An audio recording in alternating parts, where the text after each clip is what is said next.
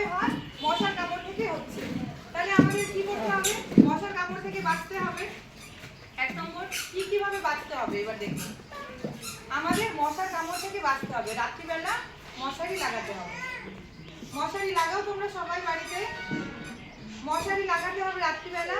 মশার উপদ্রব যাতে না হয় আশেপাশে পরিষ্কার রাখতে হবে। ঝাড় জঙ্গল যেগুলো আছে, ড্রেনে জল জমে যাচ্ছে, বাড়িতে নালা আছে না, ওই কল পাম্প করছি, ওই জলটা গিয়ে একটুখানি গিয়ে ওখানে গর্ত করে ওখানে জলটা জমা হচ্ছে, গন্ধ হয়ে যাচ্ছে, ওখানেই মশা ডিম পাড়ছে, ওখানেই ওদের পরিবার তৈরি হয়ে যাচ্ছে।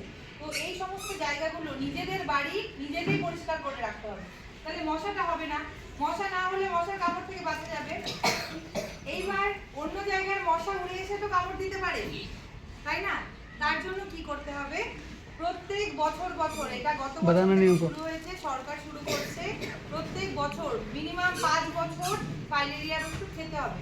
ফাইলেরিয়ার একটা করে কৃমির ওষুধ আর বয়স অনুযায়ী ফাইলেরিয়ার ওষুধ আছে। 2 বছর থেকে 5 বছরে একটা ফাইলেরিয়া ট্যাবলেট, 6 বছর থেকে 14 বছরে 2টা ফাইলেরিয়া ট্যাবলেট, আর 15 বছরের উপরে যারা আছে মানে বড় মা বাবা দিদা দাদু যে আছে 3টা করে ফাইলেরিয়ার ট্যাবলেট আর একটা করে অ্যালবেন্ডাজোল মানে কৃমির ওষুধ।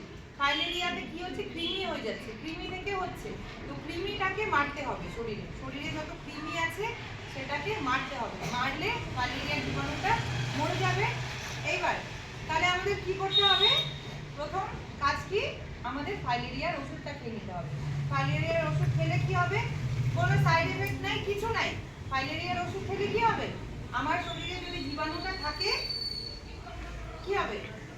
নষ্ট হয়ে যাবে, মরে যাবে। যে আমার শরীরে যদি কৃমিটা, ফাইলেরিয়ার মশা কিউলেক্স মশা কোনো ফাইলেরিয়ার পেশেন্টকে কামড় দিয়ে এসে আমাকে কামড় দিচ্ছে, আমার শরীরে জীবাণুটা চুপ করে বসে আছে, ওকে মারতে হবে। তো ফাইলেরিয়ার ওষুধটা খেলে এই জীবাণুটা মরে যাবে, ঠিক আছে?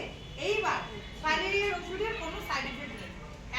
একটা করে কৃমির ওষুধ তো তোমরা খাওই, নিয়ে আসো পঞ্চায়েত থেকে। কৃমির ওষুধ বাচ্চাদেরকেও খাও, সবাই খাও।